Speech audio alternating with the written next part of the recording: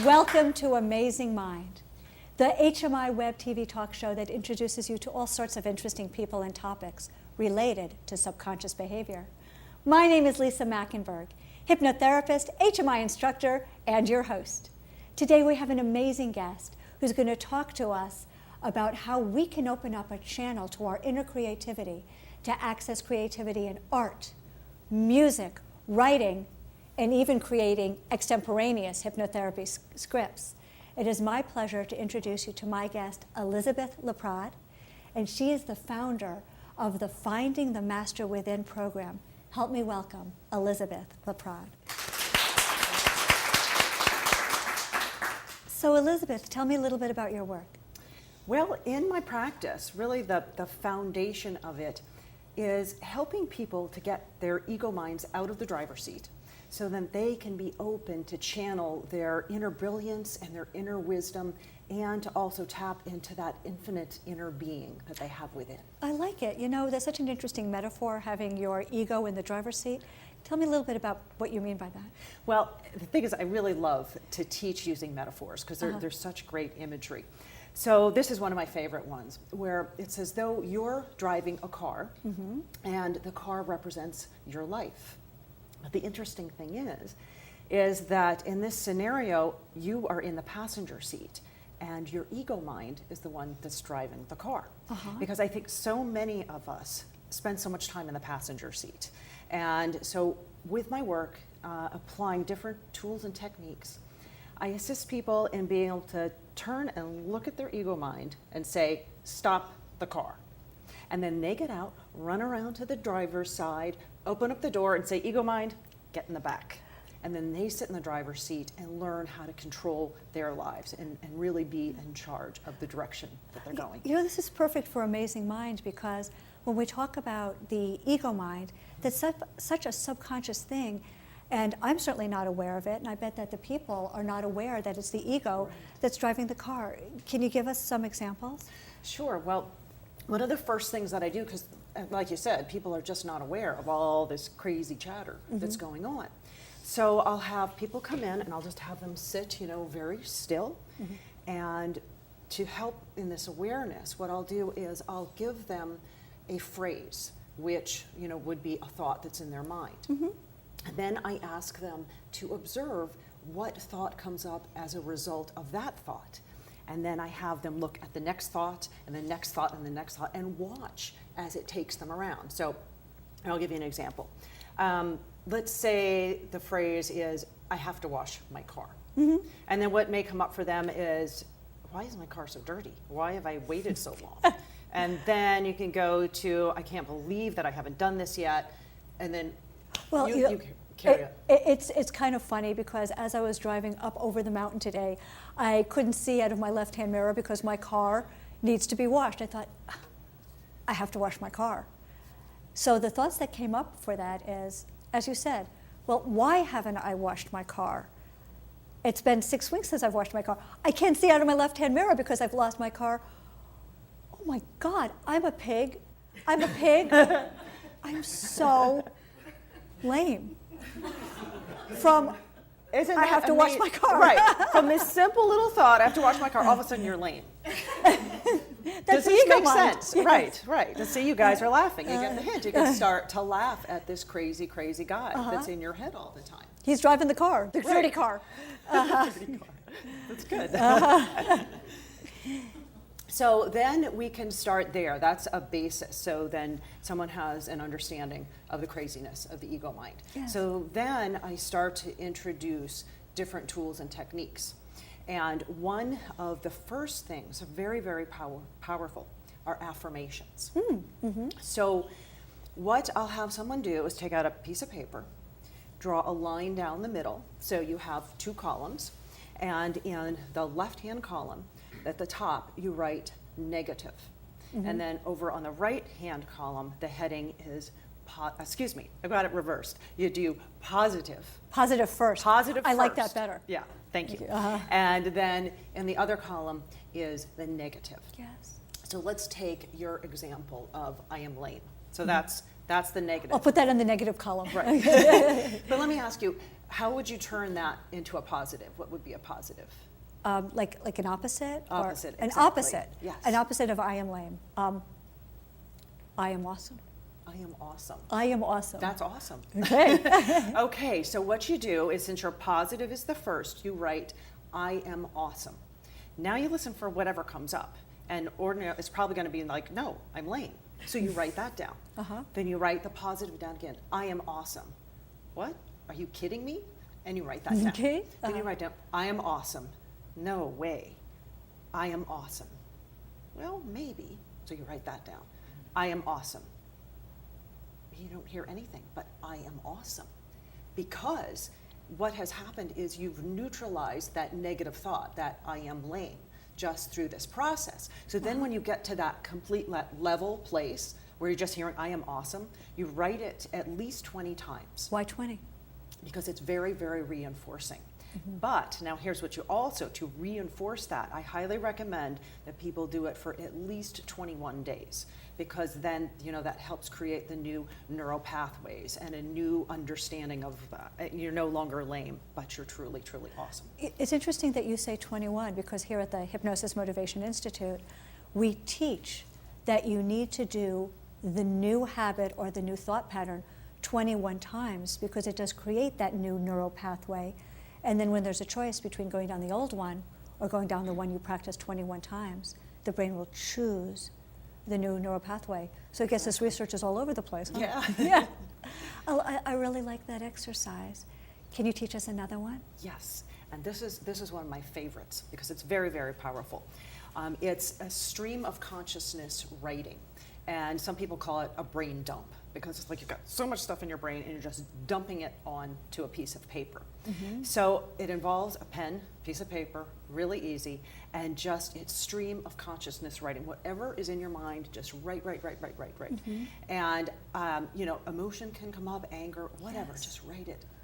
And I encourage people to kind of make an agreement with themselves that they're not going to show this to anyone, because otherwise they would be inhibited as to what they're writing. And the ego, the one that's driving my dirty car, says if anyone sees it, they will think of me more negatively, and they'll judge me and they'll find me lacking. So I like that you agree not to show it to anybody. Exactly. And then it's so powerful that as you keep doing this writing and you're dumping all this negative stuff that's in your head, it's clearing you to open up to higher wisdom and higher guidance. So it's just really magical. You'll just start writing, wow, did I write that? This really profound, beautiful thing. You know what, I have to tell you, when we talked about this, I did this exercise because I like to experience everything that my guests teach me.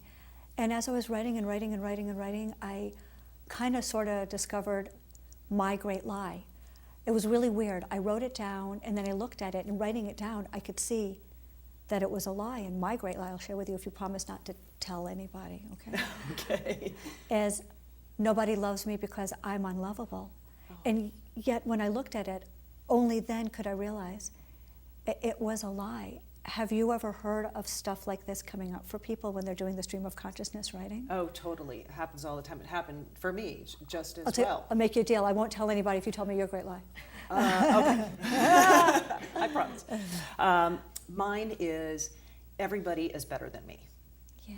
And if you think about it, it's pretty crazy. But when you wrote it down, you could understand. Exactly. Yeah, that and it wasn't just true. Seems so real up here. And then when you write it down and you see it, it's like, wait a minute, that doesn't make any sense.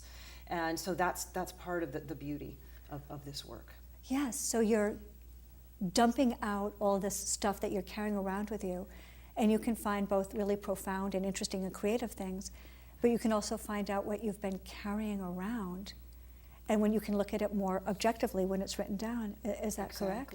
Exactly, because then you can separate yourself from it, also as well. You can, because when it's in here, you're very attached to it, and you just really believe it. So it's a really great way to begin to unravel those lies, especially our big main personal lie. Oh, sure. So when we find stuff like this, what's another way to detach?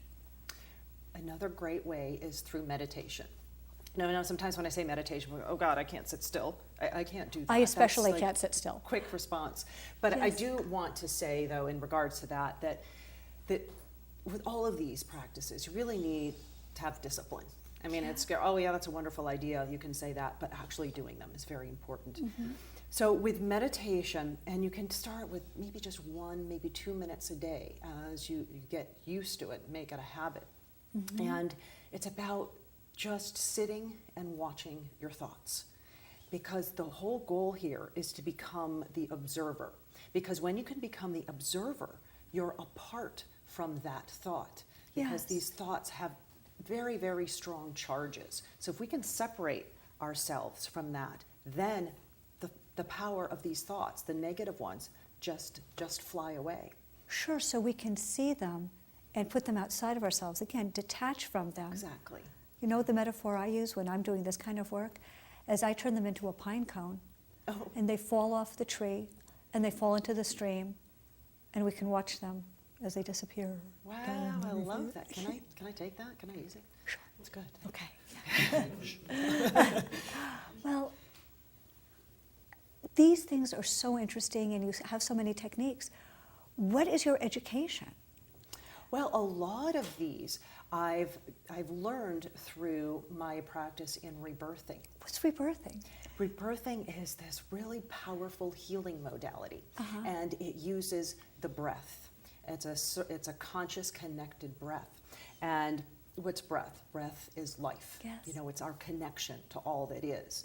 So as you're doing this beautiful circular breath, you're bringing in life, which is then finding these energy blocks that you have either on a physical level, mental, emotional, and then just totally freeing them and just totally releasing them. So it's an extremely powerful technique. Wow. And so that's why we learned a lot. We study the personal lie, the affirmations, because when somebody is doing a circular breath, when you have a client there breathing, you're giving them affirmations and things like that and helping them, assisting them through their cleansing process. Great. Well, we're going to come right up to a break, but I want you to promise me that when we come back on Amazing Mind, can you teach us this circular breath? And then if we have time, will you take us through a guided meditation so we can access that creativity? Love to. Oh, good. I'd really like that. So we are going to take a short break, Elizabeth, but please stay tuned, because when we come back, we're going to talk more with Elizabeth LaPrade about how we can use circular breathing to release any blocks.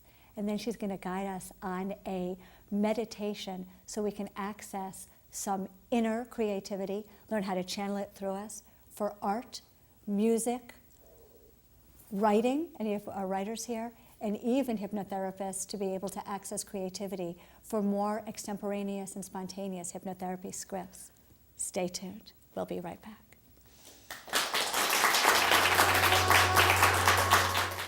Today we have an amazing guest who's going to talk to us about how we can open up a channel to our inner creativity to access creativity in art, music, writing, and even creating extemporaneous hypnotherapy scripts. It is my pleasure to introduce you to my guest, Elizabeth LaPrade, and she is the founder of the Finding the Master Within program. Help me welcome Elizabeth LaPrade. So Elizabeth, tell me a little bit about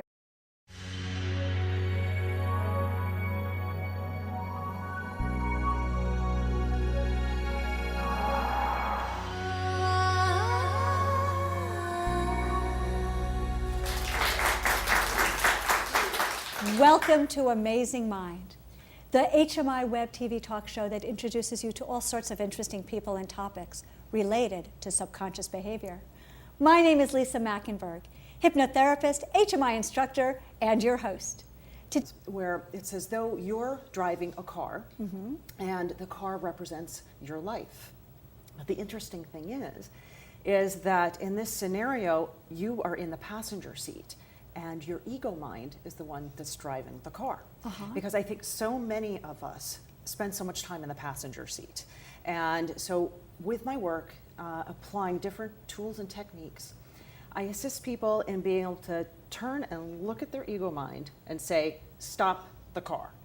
And then they get out, run around to the driver's side, open up the door and say, ego mind, get in the back.